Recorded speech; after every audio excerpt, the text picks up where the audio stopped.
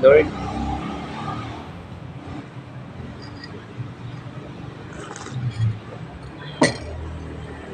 Lord, stress na po ako. Hindi ko na po alam gagawin ko. Kung ako yayaman pa ba? Kung magsasucess ba ako?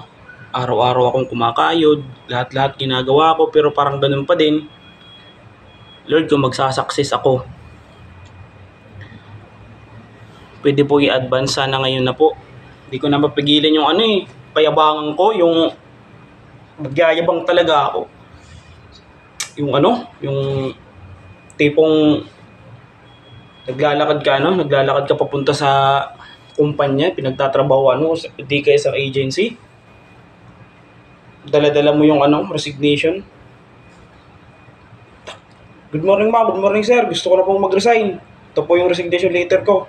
Bakit mag-resign ka? Milyonaryo na po ako. Yung ganun, di ba? Gusto ko yung uuwi kang probinsya, di ba? Uuwi kang probinsya. Wait lang. Uuwi kang probinsya, nakakotse ka, naka-Hilux. Lalo na kung Mustang, yung Mustang GT na. Uuwi ka, Tapos biglang titinginan yung kapitbahay niyo, tapos hihinto ka sa tapat ng bahay niyo. Sabihin, sino yan? Diba? Ikaw ngayon, relax ka lang dun, mga 5 minutes ka muna dun sa loob bago ka lumabas. Pinagtitinginan mo sila sa labas. Tapos sila naman, pinagtitinginan ka yung sasakyan mo, di ba? Ganun ka, Tapos after 5 minutes, lumabas ka. Gulat sila, Dude Pablo, ikaw ba yan? Yaman mo na, kanina yan, di ba? Tapos, ganun ka, Hi, Lord. Tapos yung may mga homeless, di ba? May nakikita ka homeless, bibigyan mo. Pagkain dito, pagkain doon, 1K dito, 1K doon.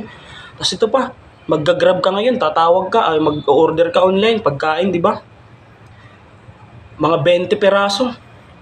Lahat andyan na, may mga order na, ang daming order. Tapos sabihin mo, sige, kainin nyo yan, para sa inyo yan. Tapos bigyan mo pa sila ng tip, tigwa 1K, ganun. Hindi ko na mantay yung kayabangan. Gusto ko na magyabang. Tapos yung mga tropa ko, sabihin ko, Tol, mag-resign na kayo sa trabaho nyo. Mayaman na tayo.